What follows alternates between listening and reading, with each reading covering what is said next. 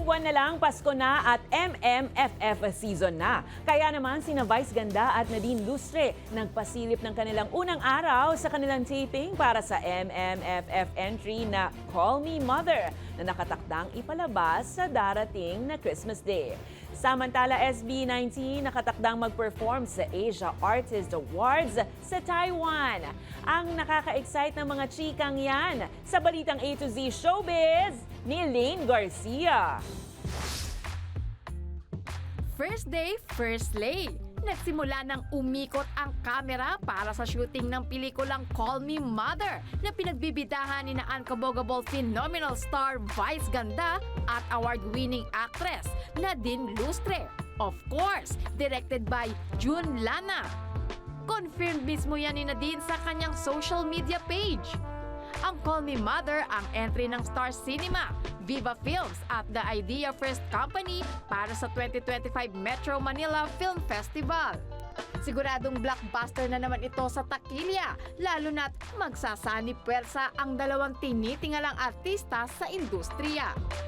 Matatanda ang kamakailan lamang nang magbahagi ng snap si Nadine ng kanyang pasarela training with Ian Mendahar para sa kanyang karakter sa nilulutong pelikula.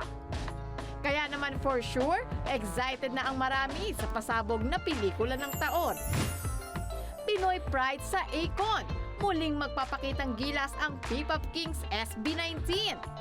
Tampok ang grupo sa lineup sa Akon 2025 para sa ika-10th anniversary ng Asia Artist Award sa Kaohsiung National Stadium sa Taiwan sa December 7.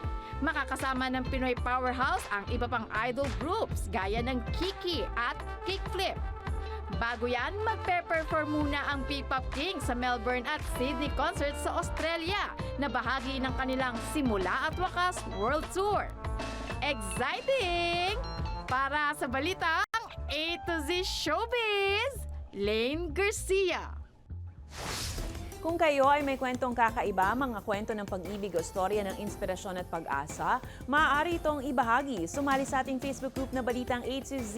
Panoorin ang replay ng ating programa at sundan ang ating social media pages. Hanapin ng Balitang A to Z.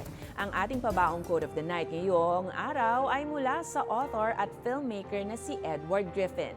Ang sabi niya, ang pakikipaglaban sa korupsyon sa pamahalaan ang pinakamataas na tungkulin ng pagiging makabayan.